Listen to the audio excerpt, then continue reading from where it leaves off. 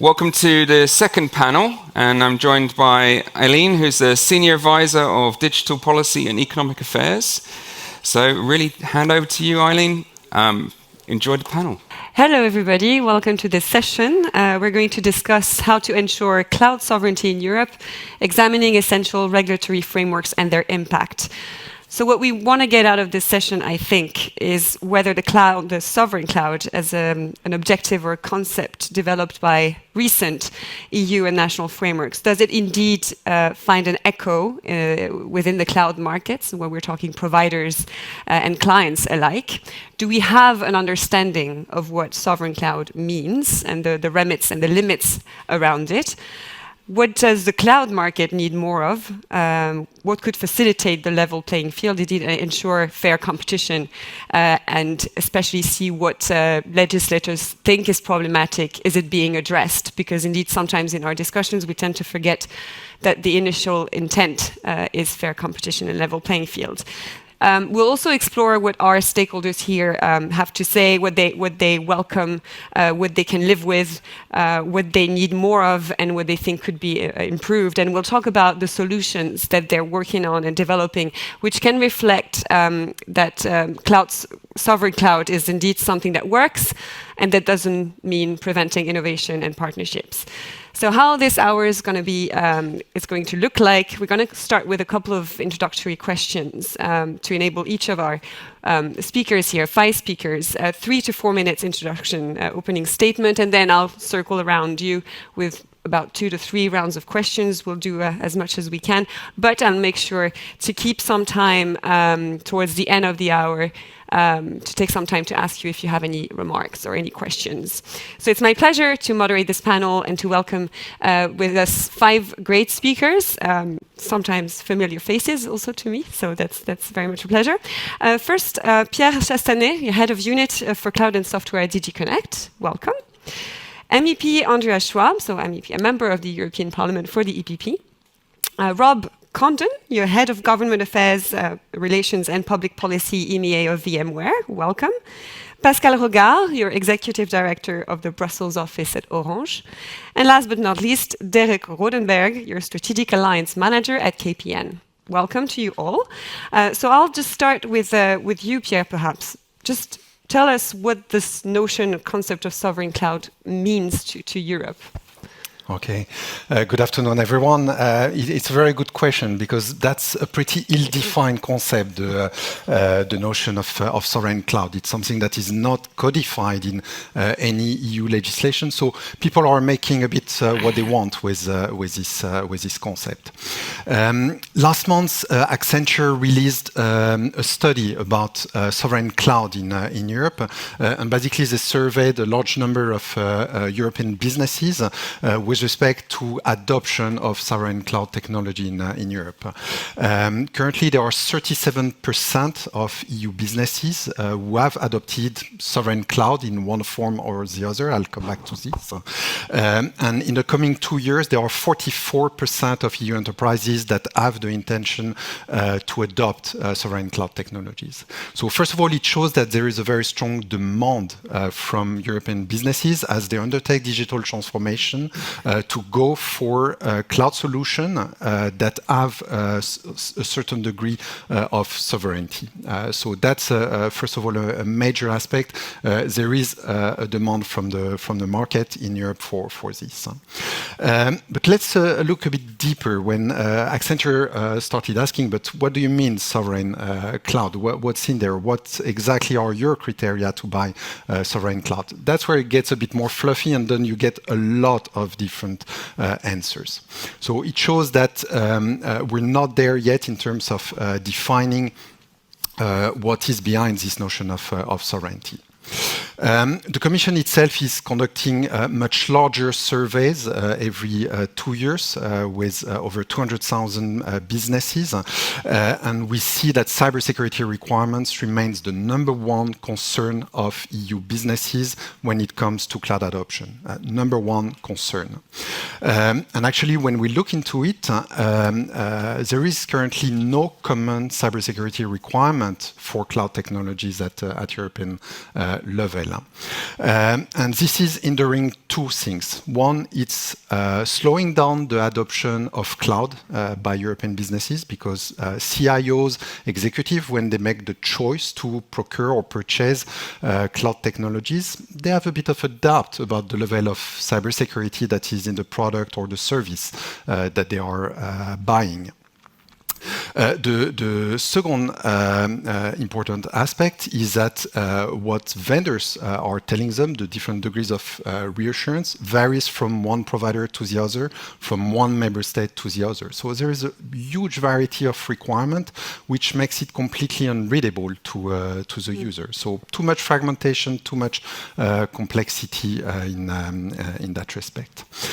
Something that is a big concern to us is that gradually this fragmentation, this siloed approach to cloud cybersecurity is undermining free flow of data in Europe. I mean, this was one of my first assignments when I took this unit on cloud, to develop a framework for free flow of data in Europe. And this worked pretty well. The member states have done their jobs. They have removed the legal barriers to free movement of data in the EU.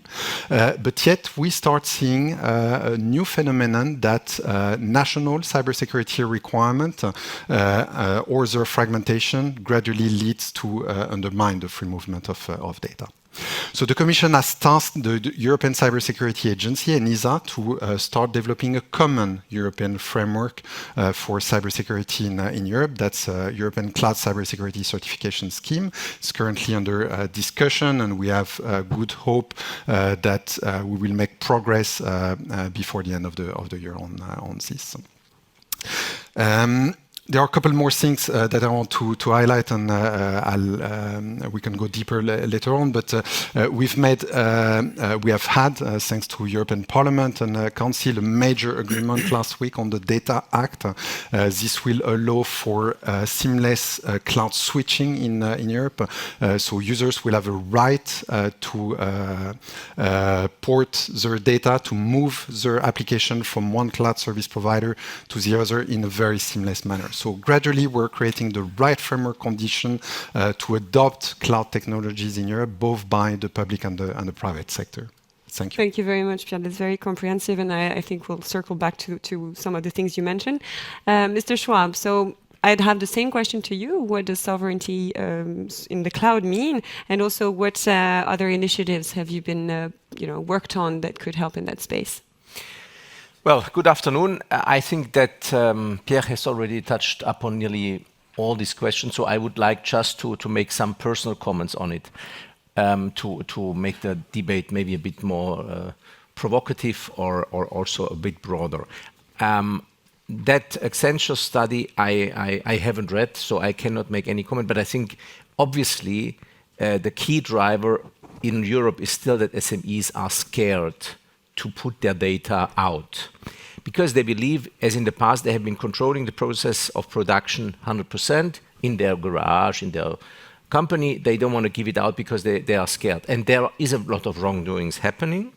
I just had a very nice meeting with the risk chair of a Swiss bank, and one of the key 3 risks that we are facing in Europe is that all the Russian hackers will now look for other business models because they're not paid anymore with their former service.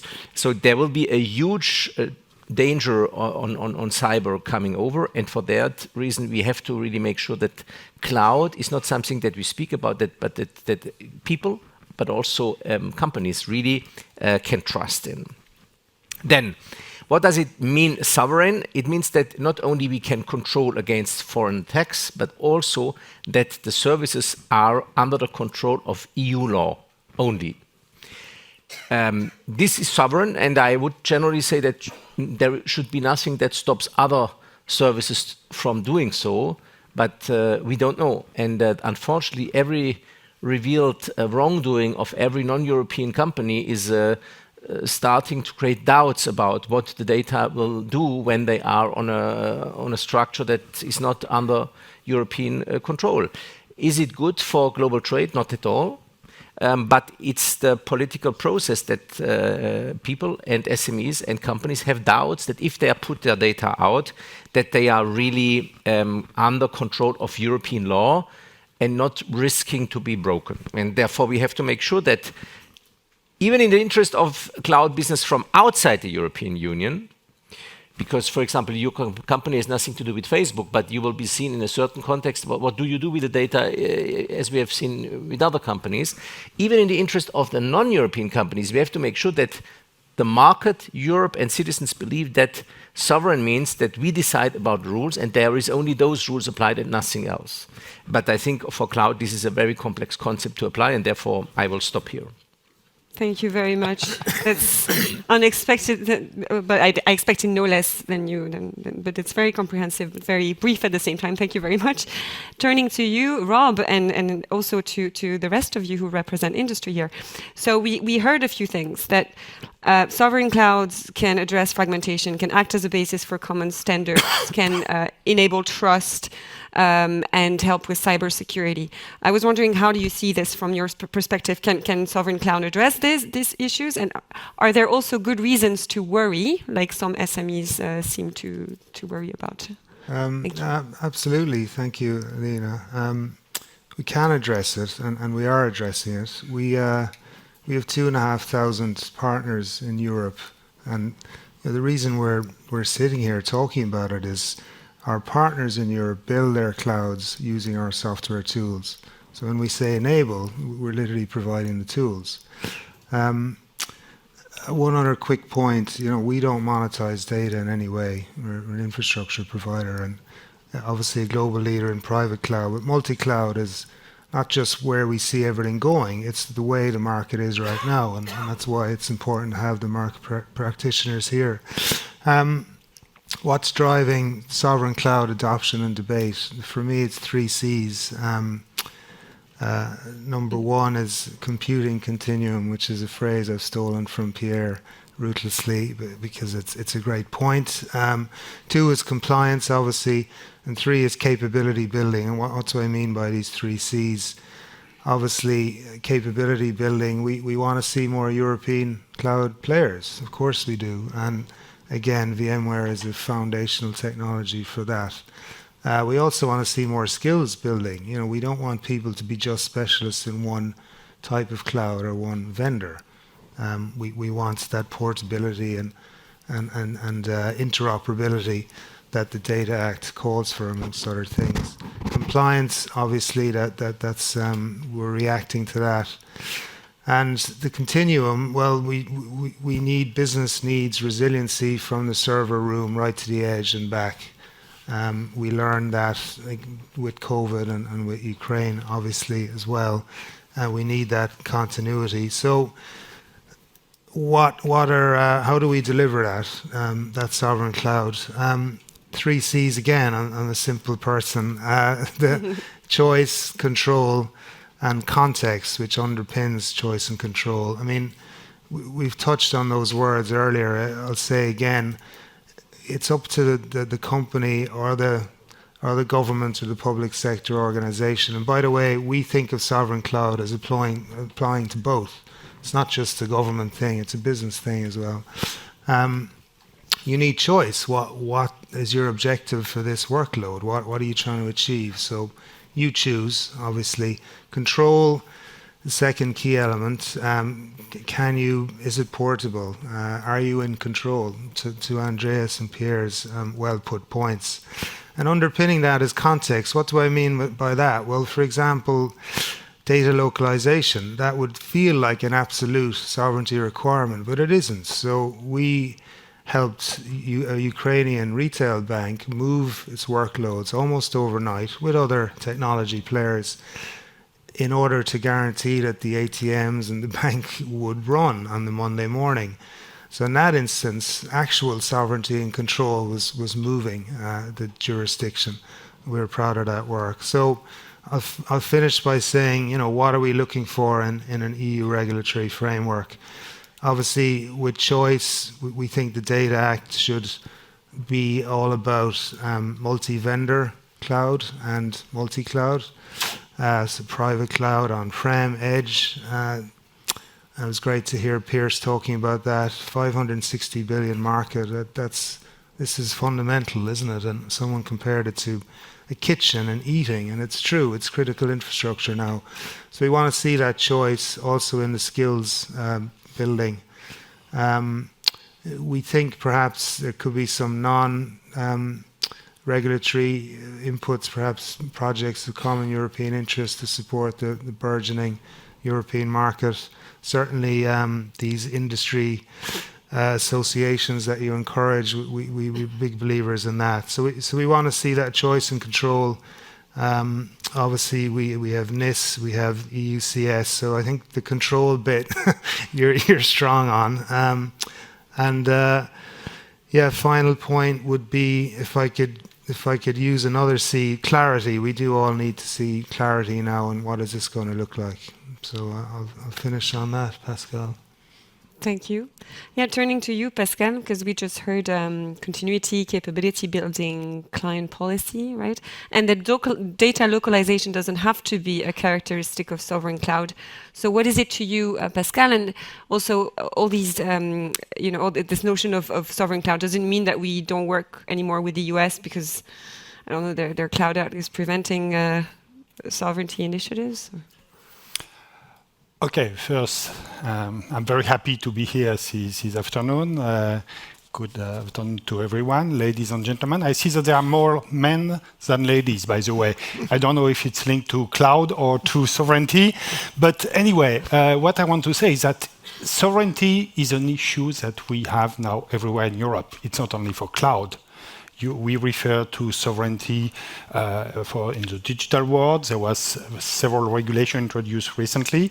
So the question is, what does it mean for cloud? And I think it's what Pierre asked. For us, Orange, we are both a network operator and an integrator. And what we care about is to respond to the demand of our clients. And what we see is a trend since a couple of years for more and more sovereign cloud, secure cloud. So there is an issue about resilience, about cybersecurity, about offering the best services, the trusted services to our clients. And that's a challenge. Then what we see indeed is that policymakers are accompanying this movement, which comes from me, of the market. It's a market demand-driven concept, and they are starting to build different solutions. And I fully agree that what is important is first that these solutions offer different options, and we should be able to offer to our client what they are asking for. That means even the highest level of security, with maybe some restriction, yeah, of course. The second one is the fact that we should avoid to have 27 rules in Europe. And here, I think that the way ENISA is working today in order to build criteria which will apply in all Europe is a very positive way to work. And there is also, I think, the geopolitical changes, because the world has changed, the Ukraine war has changed many things, and we have to incorporate that. And by the way, regarding the US, I don't think it means that we should not work with US company or whatever. There are different options, but we should create also alternatives. Because if I'm not mistaken, 98% of the cloud services are among a very limited number of operators. And we should make sure, if we want to have sovereignty, that we have alternatives. And we, in Orange, try to offer alternatives with different partners. Thank you. Thank you very much. So you've mentioned, especially your clients are those asking for trusted services, higher levels of security and local storage as well, increasingly. So, and that sovereignty means just having more options and more alternatives. But I also heard you and Rob mentioned clarity is important, and the 27 member states doesn't necessarily, it's not always easy to see it as a digital single market yet. What are your thoughts on what you've just heard, Derek? Well, if you go back to the definition of a sovereign cloud, I have a very difficult time. I find it very difficult to define what is a sovereign cloud. I think we talked about this during the whole day. Last Monday, in preparation for this panel discussion, I had a call with some colleagues, and I asked, what is a sovereign cloud? I have my ideas about it. You might have ideas about it. And I thought we would be finished in like 30 minutes, a call. But eventually, we were on a call for like 2 hours. So It's been 2 years here. Sorry? It's been 2 years in Brussels. Yeah. I at a certain moment, I really had to stop the call because my wife said dinner is ready. So no, but we talked. So maybe I can, name a couple of characteristics of what should define a sovereign cloud. We talked about security quite a lot. We have to offer the highest standard of security, and that is what we as a company do. I work for KPN, by the way. It's an operator in the Netherlands. But it's also the way that we handle data. We handle data with our own personnel, which is very important. We also have to offer the flexibility of data portability. So, like if a company or if our own company, we say, okay, we store data in this cloud, it should be very easy to move it to another cloud, because we also work with hyperscalers, of course, which are very important. And we think that it's also very important that to understand, what the legislation, which way it is going. So I hope to hear from Pierre and from Patrick, which way is it going? I think it's very difficult to make a translation of what the European Union, but also national law, which direction it is going, and what impact that is going to have on our business and what we should prepare for. For example, one of my colleagues said, well, hey, the sovereign cloud, you can go very far with it. For example, the data is running on machines, and these machines, they have chips. Where do these chips come from? They come from maybe a non-friendly country. These chips are made by factories, and they have to buy raw materials. When I was driving over here yesterday, I was listening to the radio, to the news, and I heard that the country which has like 90% of the raw material to make chips, as germanium, is going to control the export of this raw material. So, if we are all dependent on these chips and we need germanium, for example, what does this mean? What's going to happen? So I'm very curious to hear also from Patrick and Pierre. What are your thoughts on this? Thank you for making my job easier.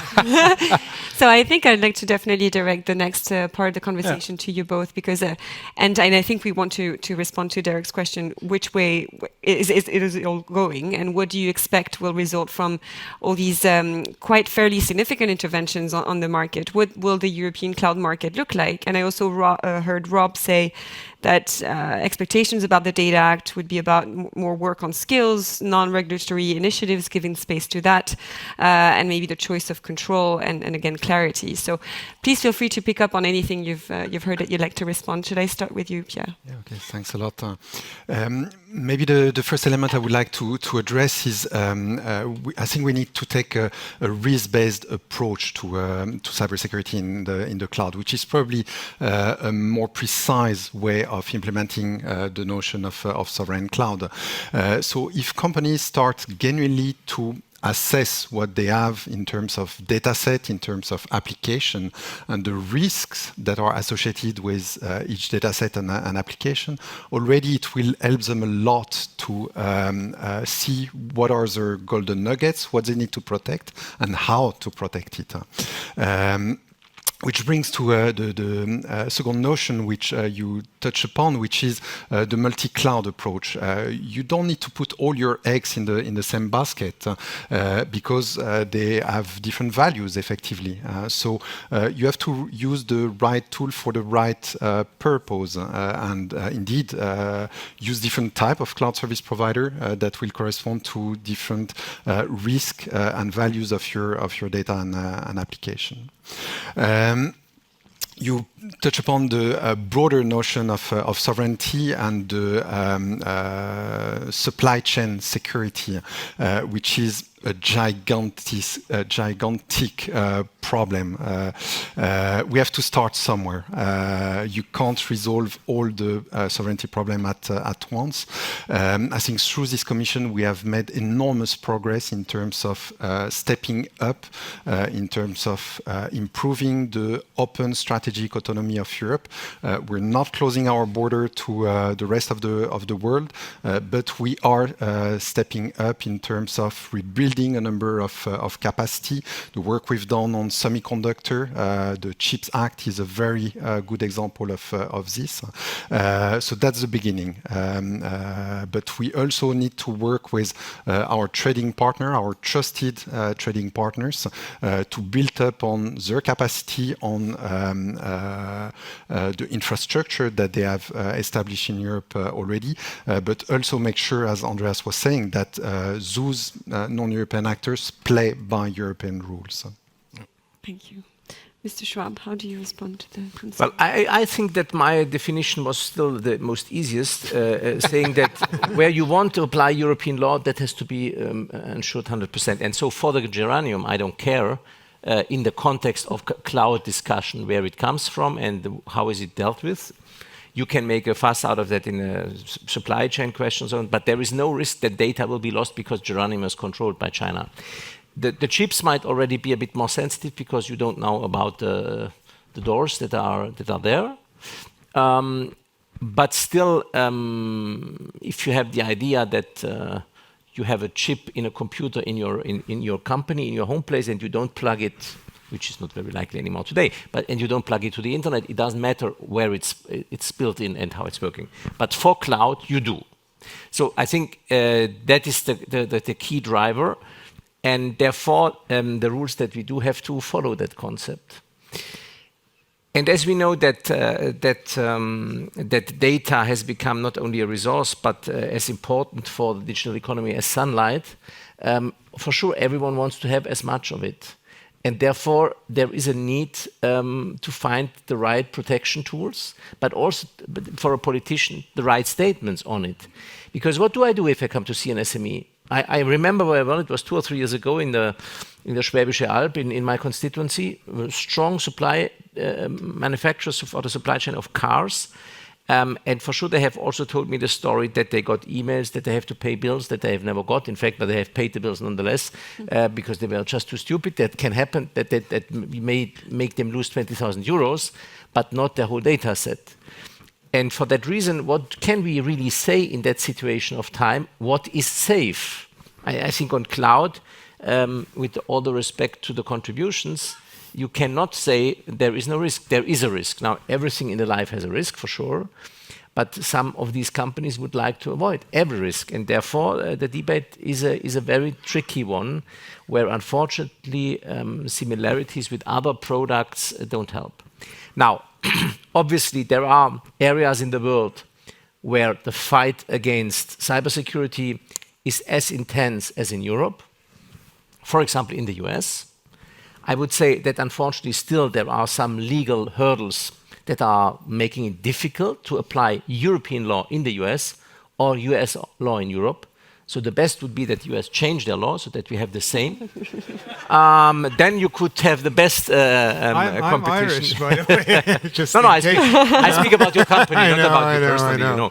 But that will always remain.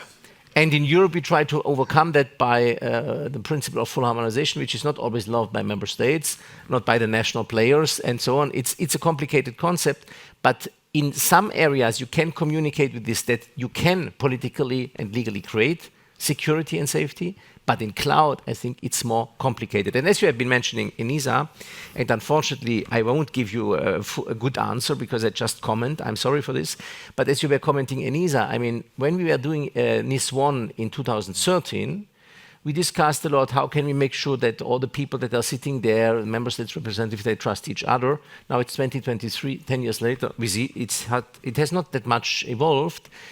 It has become better, yes, for sure. The glass is half full, not half empty. But still, even in Europe, we have the challenge. So I'm here not to be negative, but I think communicating on behalf of the European Commission or as a policymaker that cloud is a safe issue I think we are still some steps away. I hope that it was not too general. No, very interesting and very refreshing as always. But I'm still wondering, I'd like to probe you further, if I may, regarding what you expect the cloud market will look like. And I think there was a hope to discuss also how can we make sure, because I liked your pun about the US following EU law, but really how can we make those two frameworks work hand in hand? Because right now we see it doesn't really work for a lot of companies, and that includes European companies as well. And maybe if anyone wanted to pick that issue that industry seems to have with the link between some regulations and how they overlap, the Data Act and the DMA in particular, which you worked on. Would you mind perhaps elaborate on any of those? Well, in the DMA, the interoperability principle has become in the end something of very important. And if you today, for example, use several cloud services from European companies or from American companies, you see what you lose. I mean, if you put your pictures out in the cloud, you lose all the localization data, which is a pity. Then you cannot bring them back anymore into the map, and you don't find them anymore. I was just talking to a colleague. I wanted to show some pictures from holidays. I didn't find them anymore. I found it in the cloud, but not anymore with the geographical identification. So interoperability will be of concern. And as it's about very big and fastly growing markets, every company has its own tools to make clients to stay with them. Is it good or bad? I don't know, but it's like that. And therefore, clients will doubt for quite a long time where to go to. And this makes the market waiting, investing in the wrong places maybe, which is very bad. Secondly, you mentioned the issue with the regulatory approach. I mean, we would need one market where we can prove to the world, most of all to our own citizens, that the US and Europe have exactly the same approach. That would create safety and security, which would help to overcome some concerns that may have been there in the past. Is it easy to achieve this? Not at all. But is it true that we are coming to the end of the differences to a certain extent? Because it's not local anymore. The Americans are saying all politics is local, but the cloud is definitely not local. So there is a point that we have to cross a border. We have been able to cross it in Europe geographically, but also legally with full harmonization. And I don't think that there is a general problem that we should not also manage this with the Americans. And that would be the strong signal in a globalized world, how to move on. But are we doing that in the next commission? I don't think so, although you may like to work on it. But I think it will a long way to go. But for a certain number of questions that we were addressing, that would be the easiest way, also to create confidence with clients and with consumers. Pierre, did you want to add anything to what? Yes, I think we've not sufficiently touched upon the notion of compliance, which somehow builds on what we've just discussed. We have created a number of framework conditions through the different pieces of legislation. You mentioned NIS, the Cybersecurity Act, the DMA. We have just an agreement on the Data Act, which will facilitate interoperability and switching and porting, so avoiding vendor lock-in. But it's still a piecemeal. I mean, for those SMEs that you were mentioning, which are still 99% of European businesses, it's very complex. So when they go on the market to buy some digital technologies, how do they get some reassurance, some visibility that what they are buying is actually compliant with EU law? You don't get that currently. So we need some further effort to enforce the legislation that we have out there, because it's very far from being the case, especially in the cloud sector. So compliance, demonstrated compliance, there is a huge amount of work to be done. And secondly, and that's a big message for all the providers representatives that are in the room, we're really expecting companies to make an effort to work on the codes of conduct, on the standards, on the certification mechanism on which the Commission has worked together with you over the past year. The Commission has taken a very self-regulatory approach to the cloud. We never came with a big hammer of heavy regulation when it came to the cloud. But you need to walk the path with us. So all those mechanisms that are in place, we're expecting you to put them in place. Thank you both. I would like to give you the floor again for reactions, and then I will turn to some of you if you want to raise any comments. Rob, would you like to?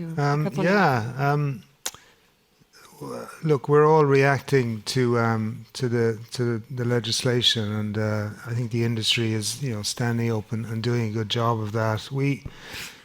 It's important to look forward as well. Michael Dell says that 7 or 8 out of 10 workloads will be at the edge in 10 years.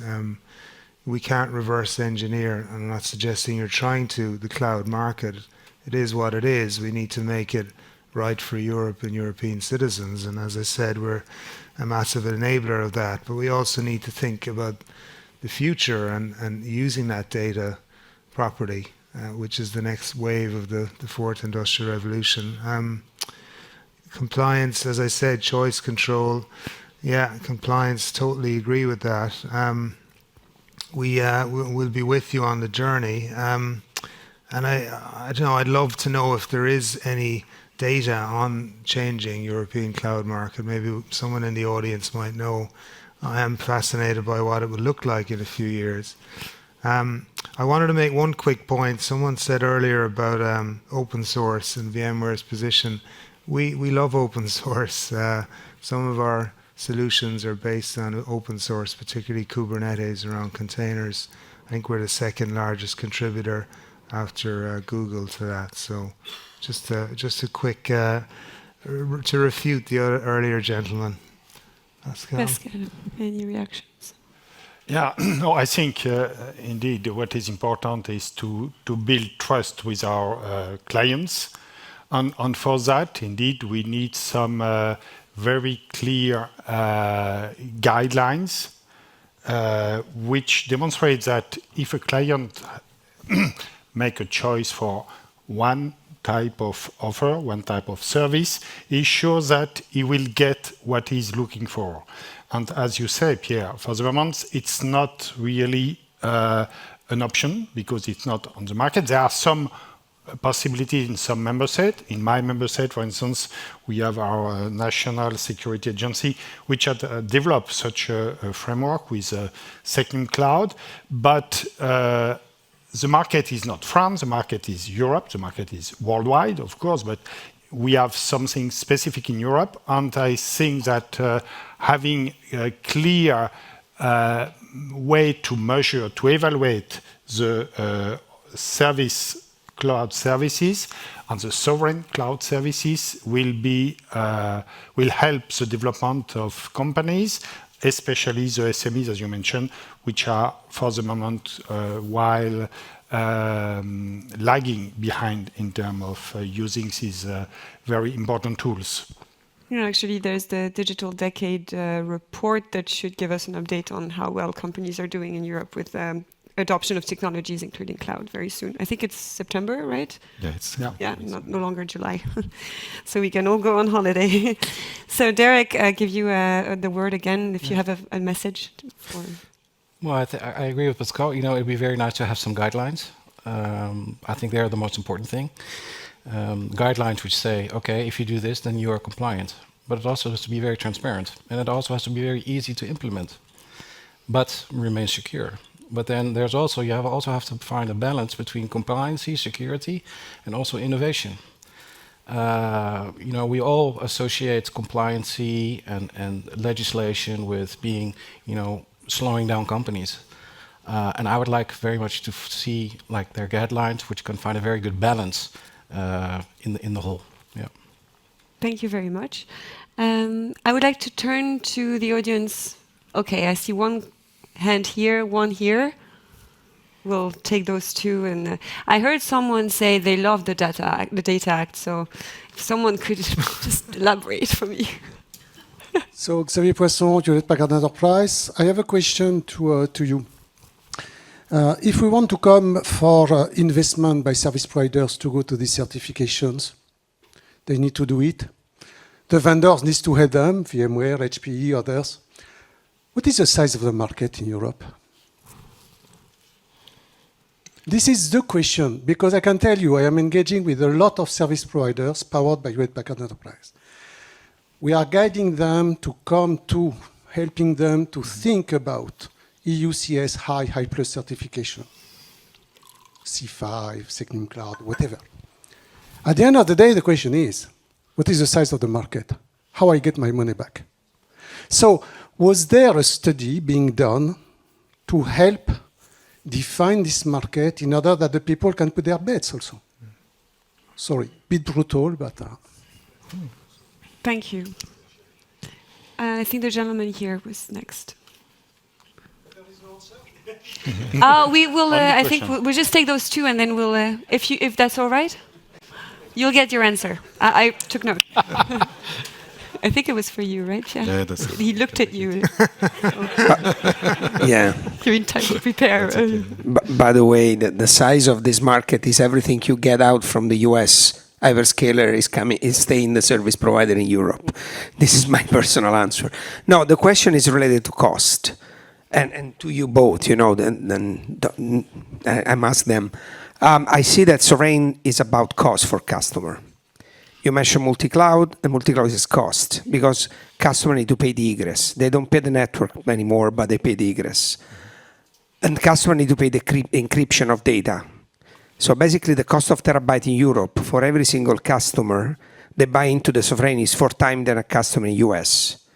And the sovereign cloud in Europe has been built because we have US. It's like we need to pay a taxes to have a sovereign, you know, because we cannot build our own cloud in the reality. So is there anything that we are discussing to manage the cost according to the US hyperscaler in this case, not the vendor? I mean, nothing we can do to rebalance the cost model, even for the end user, not for the service provider potentially. Your question would go to both Pierre and Mr. Schwab, or okay? It makes sense, first of all. Yes, definitely. Thank you very much. So I'll let you both answer. Perhaps Pierre first. I'll get Everyone. Size of the market. Well, size of the market is difficult to assess because the cybersecurity certification is voluntary. So we're not imposing it to anyone nor to any sector. And as I was mentioning, the approach we would like the market to take is a risk-based approach. We don't want the regulator to start coming saying we're going to impose EUCS on this or that sector. That's absolutely not the intention. So we really count on the fact that there will be a bottom-up approach, that companies will do their work, will also assess the cost of this and that solution, because of course, the higher you go in cybersecurity certification, the higher the price of the solution are going to be. So then it's really, as part of the risk assessment, cost-benefit analysis. So what is your risk? What is the cost of the solution? And then companies take reasonable decision according to this. So that would be my response to your question. It's not satisfied, but no doubt. Coffee break. No, but let me say, the number is 2.2000, and now I cannot stop. It's huge. So you have to be a bit of optimism. The health data cloud, there are so many clouds that will come. There is plenty of business for your companies. You can tell them to invest further. Well said.